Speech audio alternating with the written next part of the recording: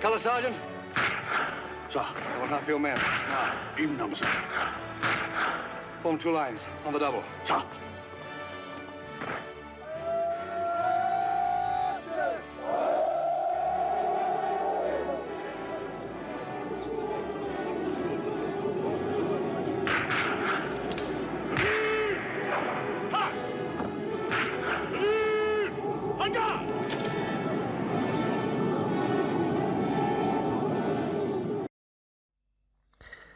One of the many subplots of the action at Isandlwana was the saving of the colours. We've seen in the videos the mad exodus from the campground and the battlefield of the base of Isandlwana, what became known as the Fugitives' Drift, down towards a tributary of the Buffalo River. Those men and animals were seeking the shortest route to safety, and the Buffalo River was considered the border between Natal and Zululand. Not that the Zulus saw it as such, but perhaps that was the reasoning to why they all headed towards the river, although it's probably just the shortest way away from the action, and to cross the river provided some safety in the men's minds. So one of the stories to come out was the actions of Lieutenant Melville. At some stage he has gone into the tent where the troop colours were kept, remembering there were troop colours and the Queen's colours, and he took the Queen's colours and mounted a horse and made his way down to the river. On the way to the river, he was fighting all along, as shown in this romantic painting by a Victorian artist of the time. When he began to cross the river with the colours, his horse went under and he was floundering in the river. The river was running fast and strong, and it seems that Lieutenant Coghill has rescued him and the colours and dragged him to the other side of the bank. Lieutenant Coghill had injured his knee, so he couldn't go very far, and they were both assegaied on the other side of the river, where they were both found dead, which was also depicted in a romanticised image and painting of the time. Remember, the Victorians loved a good hero story, and to get some good news out of the tragedy of Isandlwana. So the Queen's colours were saved. Now, my tour guide, Pat, said he goes out to Zulu villages most weekends into remote areas, and he's found many relics that families have kept from the battle, even after all this time, and he still keeps looking for the 24th Battalion's troop colours, which have never been found. But the Queen's colours on that day were saved, and we're going to visit the monument to the two men who were posthumously given the VC. There was some talk amongst other generals at the time that they should have stayed and fought with the men rather than fleeing on a horse, but that's for you to decide.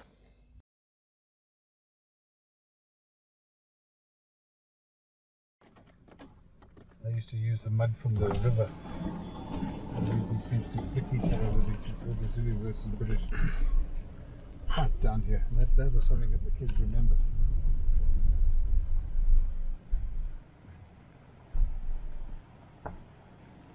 We're just crossing the Buffalo River now. It's and it was flowing fast that time, the day of the battle. And that. If you look upstream, you see that willow tree is sitting with its nose in the water there. Yeah. That's where Chard had his pontoons. All right. Two pontoons are running from there. So we're just down from Rorke's Drift. There's a minivan coming. We'll get them out of the way.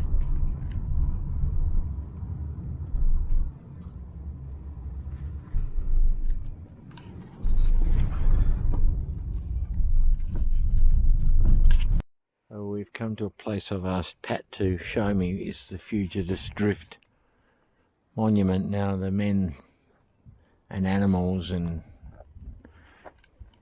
fugitives that were running away from the Battle of Isandlwana ended up coming this direction to cross the Buffalo River, which they thought was the boundary with Natal and Zululand, but Pat's informed me that boundaries meant nothing to Zulus. So these are the two men, Melville and Coghill, I think.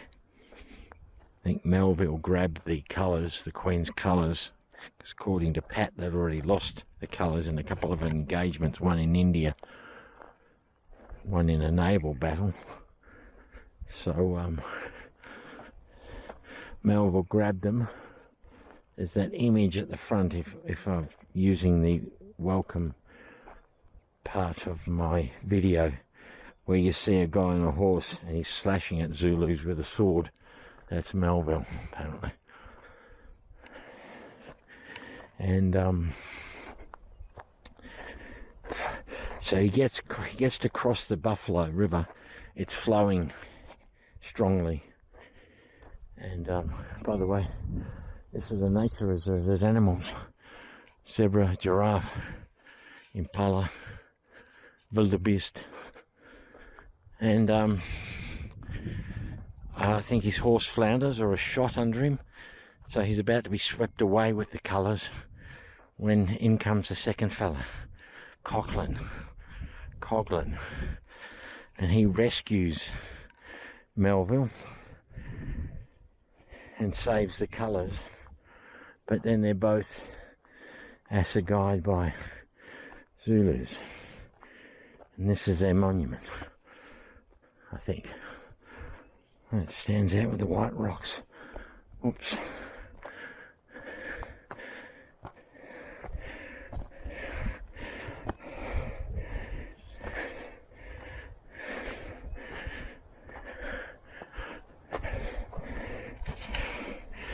There's the date there.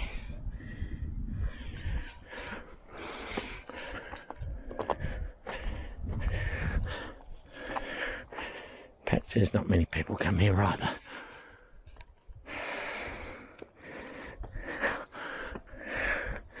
Fugitives Drift. Now there is a luxury hotel just to the right there called Fugitives Drift, and I wonder, because I asked Pat about that South African historian David such and such who was murdered, and Pat said yeah, he owned the hotel. So if he owned Fugitives Drift Hotel,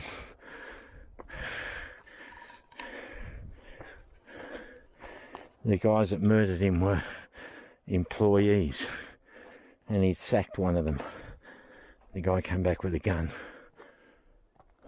Okay, we're here, so not as actually, you know what, these things may not be just to point out where the monument is.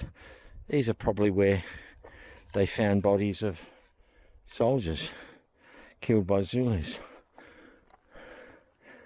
I don't know where the river is from here. Maybe it's up that track there. The Buffalo River we crossed to get here. It's a big river. Okay.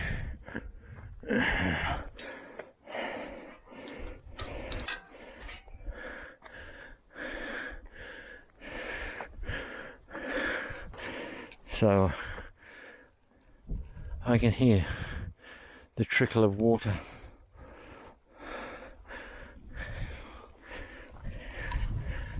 It's a little waterfall. Can you see that?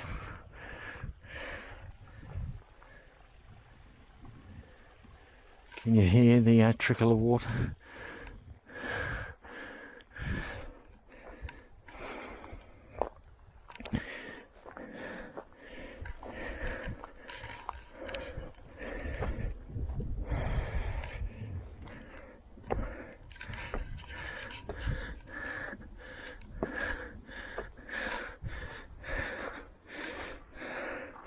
Memory of Lieutenant and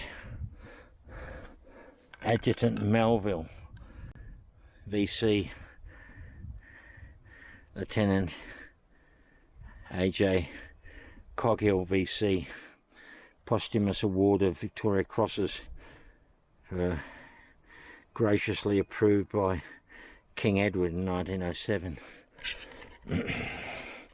I'll sit down and show you. In memory of Lieutenant Adjutant T.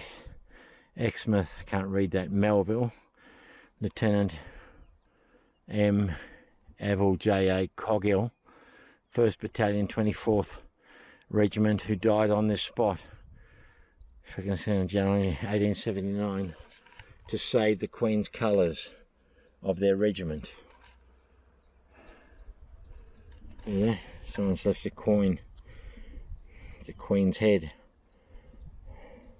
A penny. This cross was erected over the grave of Sir Bartle Frere in 1879.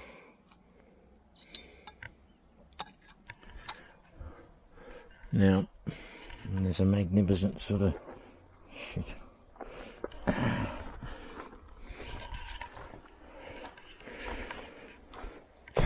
there's a nice sort of cross there on top. It says something about for Queen and Country, for mercy. I can actually go up the back a little bit.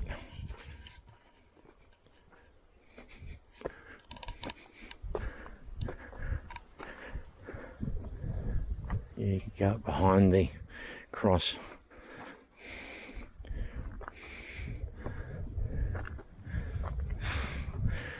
The painters aren't too perturbed about keeping the paints in the colour, are they? In the lines. Not like Johnny that works at Jackie's. He's got the whole place taped up when he's painting. Cross replaces the original, which was damaged beyond repair in 1973. Wow, look at the view. There's a winding river there. There was some dispute about Melville. Was he a hero? Was he a coward? Some of the dignitaries of the day, some said, well, he should have stayed and fought and died with the rest of his regiment. You know, he's an officer, so. And others said, well, he died saving the colours, which is a big deal, to save the Queen's colours.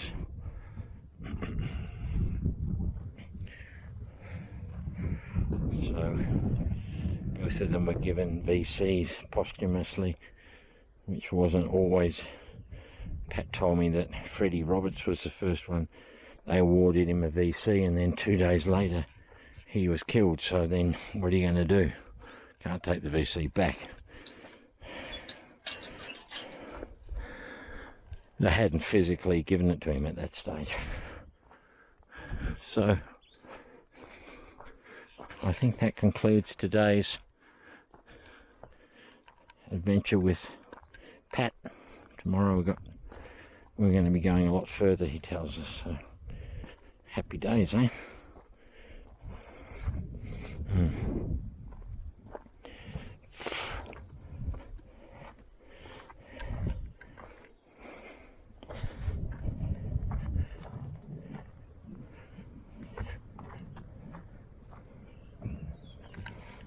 Oh.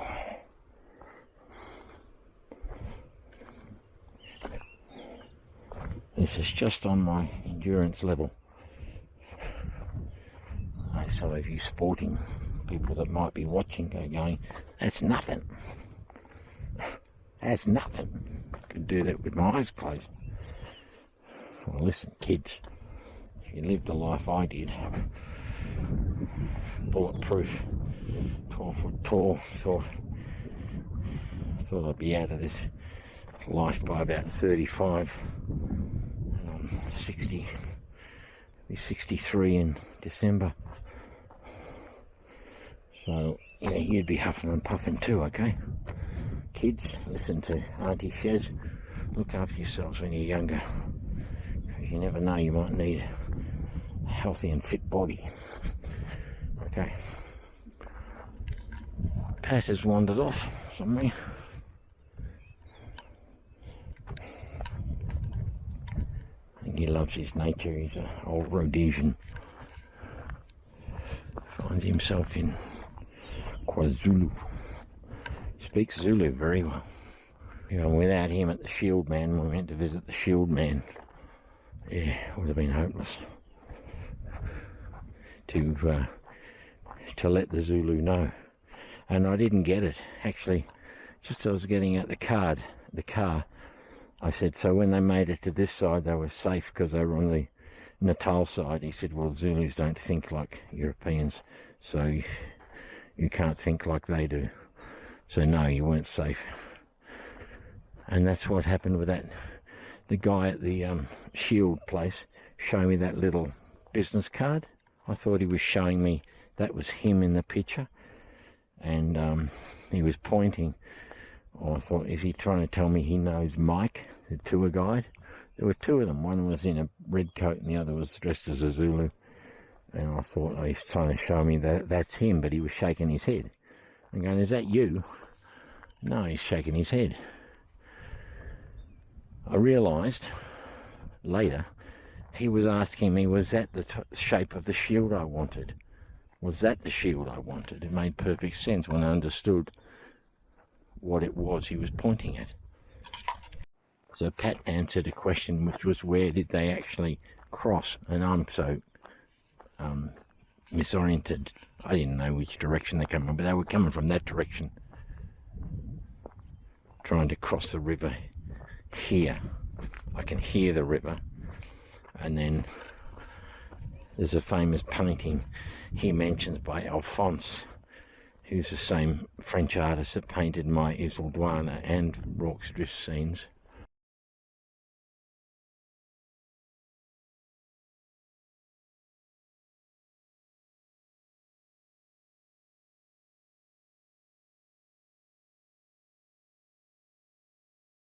I can hear the river. I'll see if I can see it. Look at these things. And those are aloe vera. Hello, Vera. So the poor survivors have had to try and scramble up the side of this cliff. And that's where they were assegaied, down there. Okay. I can't see the actual river. It's probably down there, covered in undergrowth, but it goes around there. I can see the river there. So, and then the bodies were brought up from down there and buried here. Yeah, I forgot about that.